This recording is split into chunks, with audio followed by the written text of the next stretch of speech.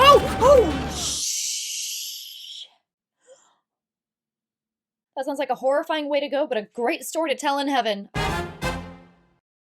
Hey everybody, and welcome to another movie night. I'm Jackie, and today we are watching Band of Brothers Episode 3. Now, I continue to be absolutely blown away by this series. I am only 2 episodes into this, and I've already gotten emotional and nerded out like you wouldn't believe over just how good this is. I obviously don't need to tell you guys that. If you're watching this video, you already know just how incredible it is, and I'm so grateful that you guys are joining me to watch it. So I'm gonna move right along and get into episode 3, but before we do, you guys know the drill. Please don't forget to like this video if you enjoyed it. Drop me a comment, let me know your thoughts on this episode, on Band of Brothers as a series, and of course, please share your stories, your experiences, all of your thoughts and feelings around this series. I love hearing the firsthand accounts, so please continue to share those. Redder is better, so hit what may or may not be a big red subscribe button, depending on your browser, and check me out on Patreon for the full-length version of this reaction. If you're watching this on YouTube, the entire series should already be up on Patreon, so if you don't want to wait week to week, go ahead and check those out for early access, and of course, access to all of my other content. And lastly, links to my Instagram and other socials are in the description box below, so with all of that out of the way, let's get into Band of Brothers Episode 3. Ah, this beautiful intro. As I predicted, this music has been stuck in my head. I know I should have tissues. I feel like I'm gonna regret at some point if I don't, but eh. If I cry, and you guys can watch it. I thought one of two things, a quick death, or hopefully I'd come through probably without a scratch. One or the other, those are the ideals. How was your jump? Well, missed the DZ. Yeah, that goes without saying. Mm-hmm. Got any souvenirs to trade? What happened to him? They're all ticking, unlike their previous owners. I say normally when you take a trophy after killing someone, you're called a serial killer, but obviously, different context. Taking Carentan. That sounds like Carentan, fun. there we go. It's the only place where armor from Omaha and Utah Beach can link up and head inland. Oh. So we take Carentan, they're stuck on the sand. No pressure. Did you send somebody? Yeah, I got Hooblenblithe out there now. Why we stopped? This is about officers crapping out on their training, Mix. Are we having an actual earthquake right now? My chair is vibrating. Very confused for a moment there. Go back to the lieutenant. Tell him we found F Company. Did Go we? figure out where these yokels are at. Hey. It's making me nervous for some reason. yokel? It's making me really nervous for some reason. Oh dear. Oh dear. What in the... Dead, Private. I thought he had me. Yeah. Understandable. Division thinks there's a regiment of them holding Carentan. Well, there's one less to worry about. Yeah. That's Edelweiss. Supposed to be the mark of a true soldier. What kind of respect for that? This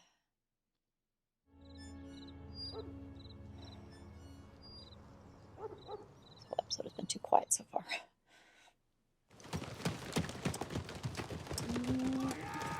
Shaky cam. Oh, Jesus.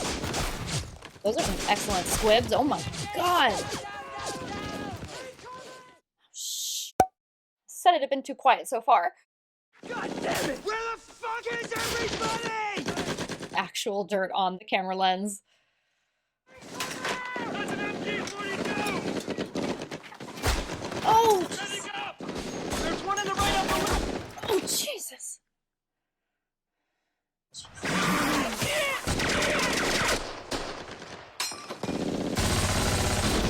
Nice. Carnier, clear that sector! Nice. Got guts, kid.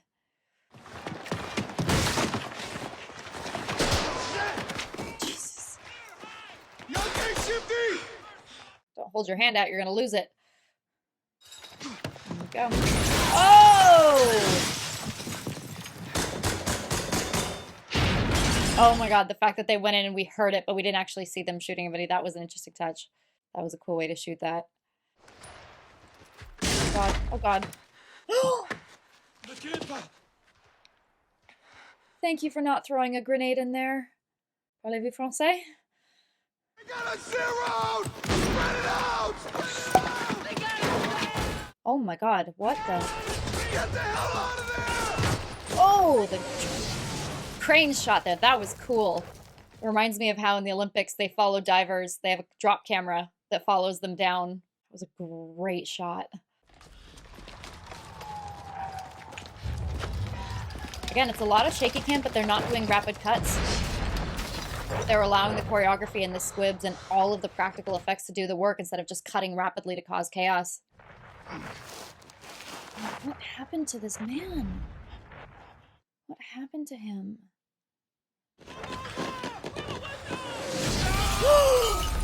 Holy shit!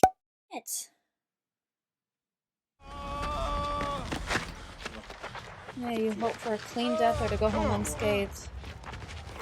Oh my god. I can only imagine the psychological effect. Oh!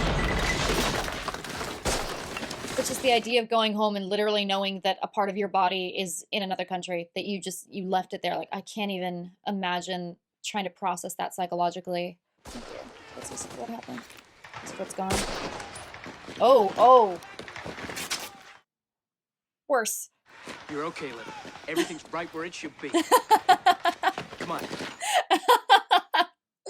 Definitely more important than a foot. Oh, jeez. Oh, dear. Something behind it. You see behind the sheet? Anybody there?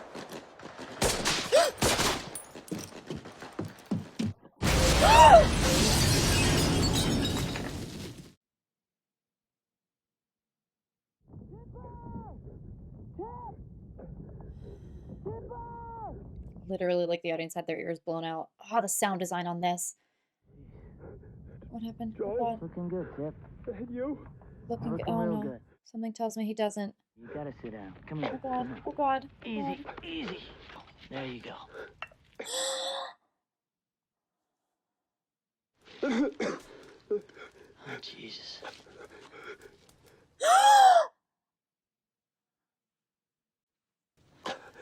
Hang in there, buddy. Okay, we're gonna get you fixed up, all right? Okay. Good for him being calm and reassuring. That's being a good friend.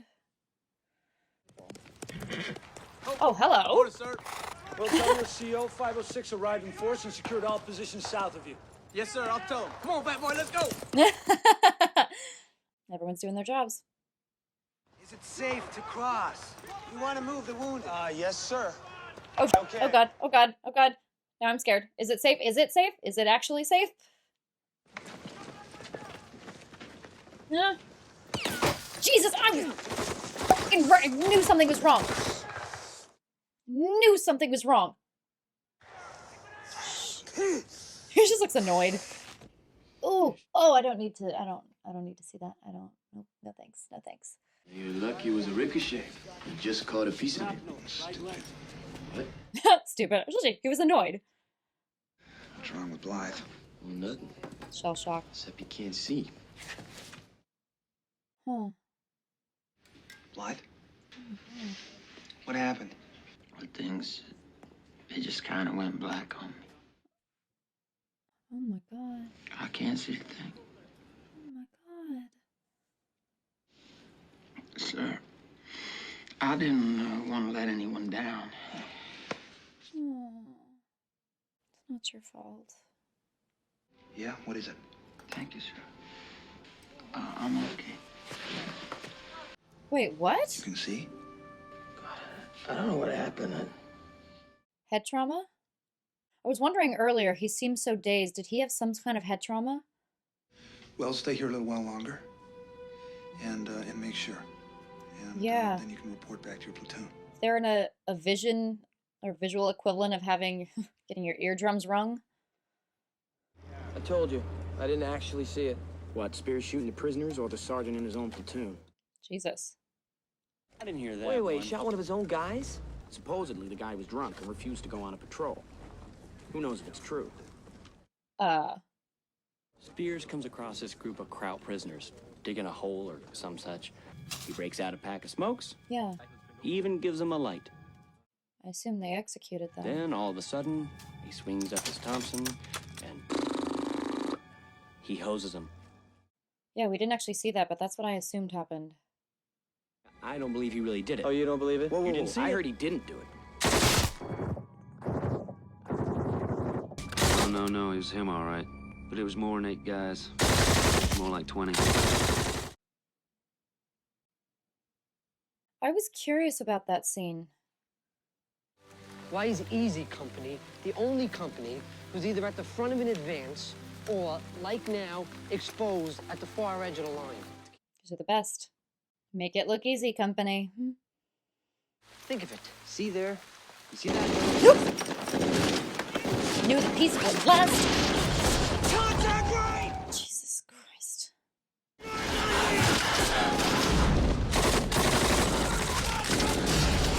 The perspective we keep getting in this, the fact that we're following Blythe, but also when the other guy got hit, sound design reflected the fact that his eardrums had been rung, the fact that we felt that underwater. Oh my god. What a transition. Wow.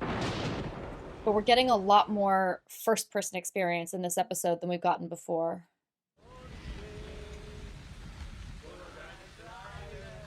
He has head trauma. The fact he like blinked and all of a sudden we're here.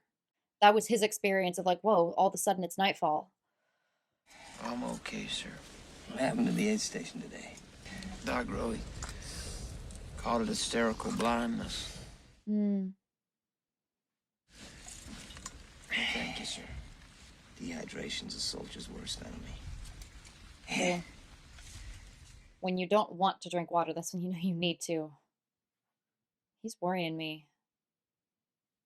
Hell, we're just moving the ball forward 1 yard at a time. Nothing but a game. 1 inch at a time. Look at it however you have to get through it. S2 said the Germans only left a company to defend Carentan. I knew that town was too easy. Yeah. That was too easy. You watch. Who's gonna get shot? It's me, Talbot. What the hell are you doing? That's Talbot. I didn't... God damn. Shock. It's... I'm sorry, I didn't mean to. He looked like a crowd. Yeah, I can breathe. Okay, I'm Damn, sticking some soap on the wound, Floyd. You're gonna be fine. PTSD. Oh, and of course all of them have it. You panic and someone sneaks up on you. Sir, when I landed on D-Day, I found myself in a ditch all by myself. I fell asleep. I think it was air sickness pills they gave us. I missed the whole thing. When I woke up, I didn't really try to find my unit to fight. What's your name, Trooper? Blythe, sir. You know why you hid in that ditch, Blythe? I was scared. We're all scared. Yeah. You hid in that ditch because you think there's still hope. But Blythe, the only hope you have is to accept the fact that you're already dead. And the sooner you accept that, the sooner you'll be able to function without mercy, without compassion, without remorse. Oh my god.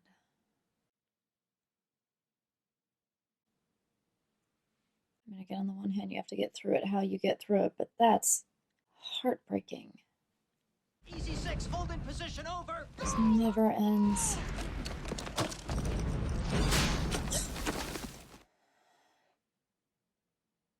Get your men in order!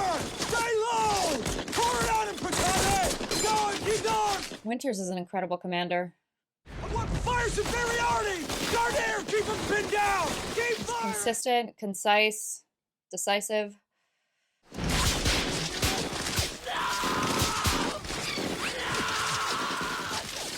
Oh my god.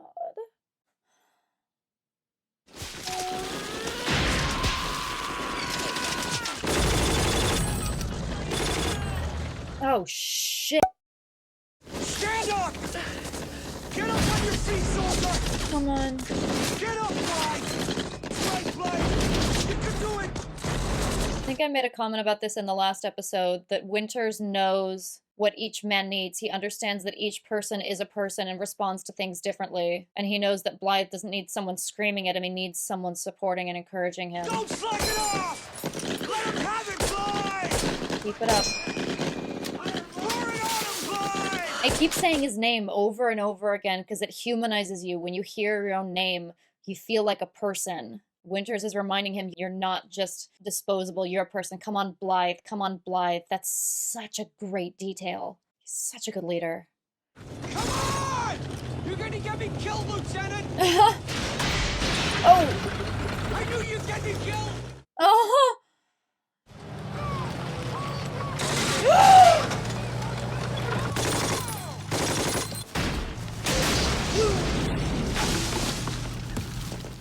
How do you take out tanks?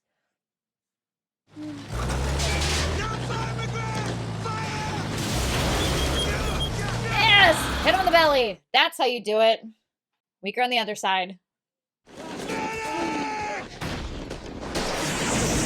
Oh my god, the medic's stretched a little thin right now.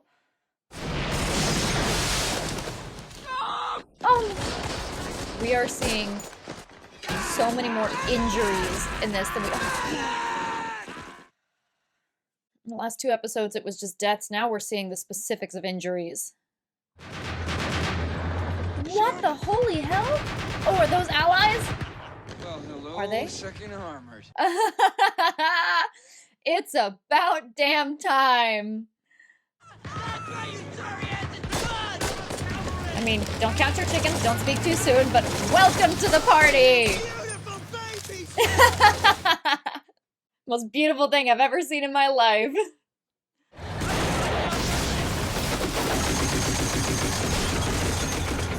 God, I don't even know who's who at this point. Oh my god. God. Oh! Oh! Shh.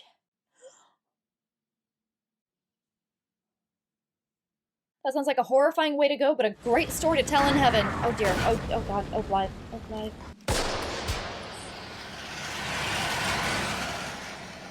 Oh. Did he go down or did he get out? Oh. You can come out of the trench now. Out of the ditch. There you go. You contributed. You did it this time.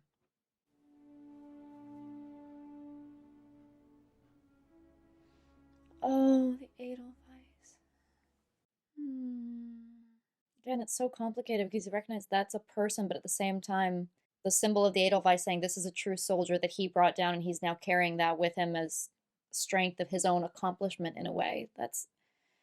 Need to take a look at that farmhouse. Who wants to go? No volunteers? Shocking.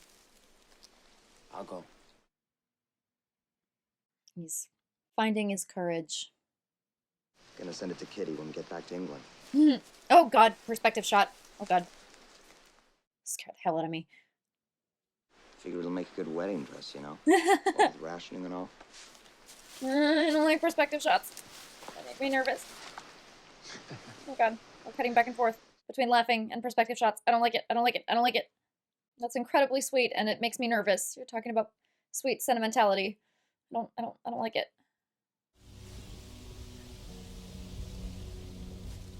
Is Blythe gonna die? Is he gonna find his courage and then we're just gonna watch him die? Oh god. Okay. Oh, shit. Here we go again. Covering fire! Covering fire! He volunteered. We need a medic down here! Cease fire! Cease fire! Take it easy, Blythe. Take it easy. They're pulling us off the front line. Finally. Hot food and showers. Then back to England. What? Is he gonna die right before they're going home?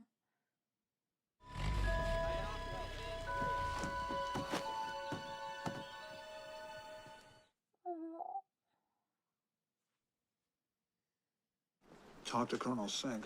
Said he appreciated Easy holding the line. Making it look easy. Said General Taylor was pleased. That's a great comfort right now. That's why I came to France. Yep. Please, General Taylor. Yep. It is my honor to present you with the Order of the Purple Heart. How many does that make? Hey, I got one hole in my shoulder, the second in my calf, then there's the boil on my shin that ought to be lanced. Because Purple Heart is injured in the line of service, right?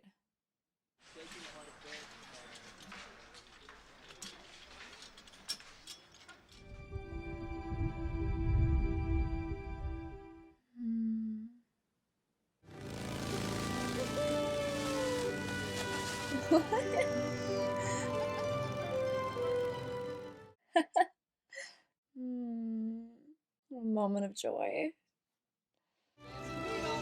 Why am I scared? Why am I scared? Why am I scared? Oh, God. Okay, all right. Okay. That's why I was scared. I'm still scared.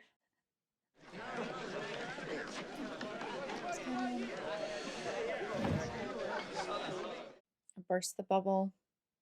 First, the training exercise scheduled for 2200 has been canceled. Hey! That's the good news. What's the bad news? All passes are hereby revoked. We're heading back to France, so pack up all your gear. We will not be returning to England, boys.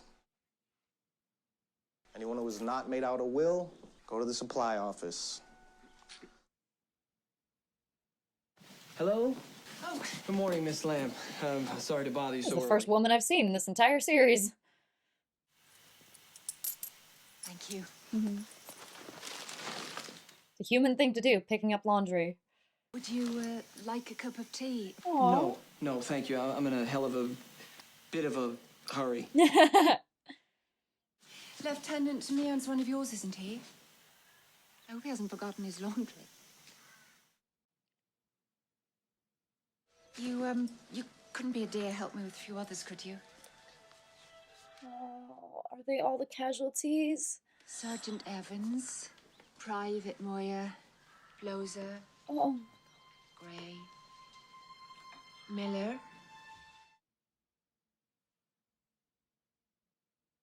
Collins, Elliot, Blythe.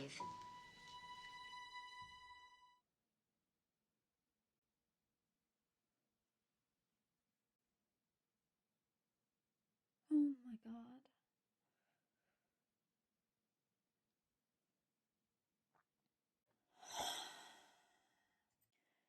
If you told me that I'd be getting emotional over laundry,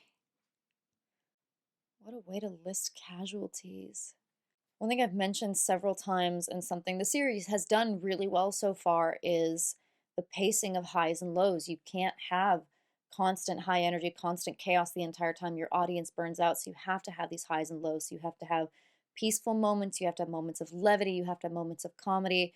And so the fact that we went through this whole thing, which I'll come back to, and then they find out they're going back to England, they're getting a reprieve, they're getting a respite, and they get to go back to safety, and they get to have this moment in the motorcycle and the sidecar and just having this moment of joy and excitement and laughter. They're all hanging out together and bonding, and you can see it. You can see the news is coming in. You know it's heavy. You know it's serious. You don't know what it is. But then to find out that not only are they going back to France, this brief moment of joy is over, to go pick up your laundry, which in that moment was a really sweet scene, was a really nice, normal thing to do, and a really pleasant encounter that he got to have with a civilian, with someone just feeling like a human, feeling like a person, feeling normal again, and then to be hit in that environment and to realize this entire list of men that haven't picked up their laundry because they died. That's holy shit. This was an interesting episode, and I was curious how they were going to handle keeping each episode fresh, in the sense that, again, you're going to have a lot of battles. You're obviously going to lose some people. You're obviously going to have your sort of main characters, having Winters, having Compton, I think, Neal McDonough going through. Like, you have those consistent characters that you're following through. But again, in the same way that you can't just have constant chaos the entire time, if you only have battle here, battle here, battle here, battle here, it does get repetitive. You can't do that for 10 episodes and not have it feel repetitive.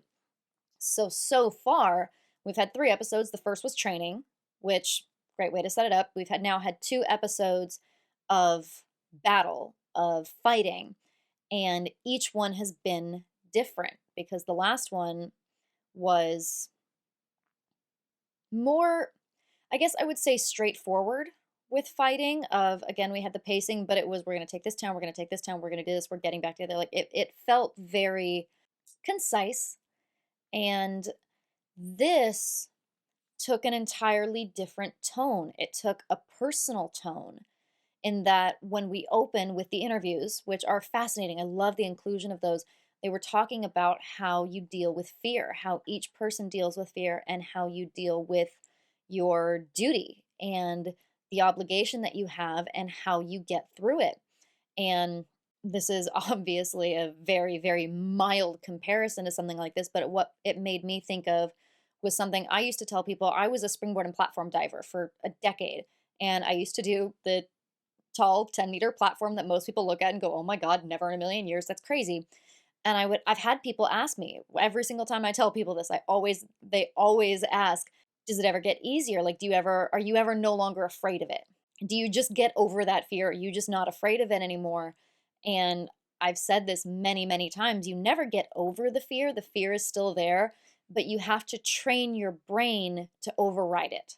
You just have to, for me in that sense, it was recognizing I've done this 500 times. I know what I'm doing. My body knows what it's doing. So I have to override the fear in my brain and rationally say, I know what I'm doing, and just do it anyway.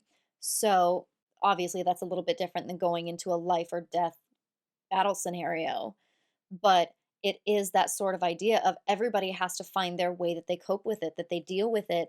And the fact that we focus so much on Blythe in this episode and the concept of how we eat and the more mental, emotional side of it and how each person deals with it. You have Winters, who is incredibly stoic. He doesn't drink. He's very pragmatic. He gets injured and is just annoyed by it.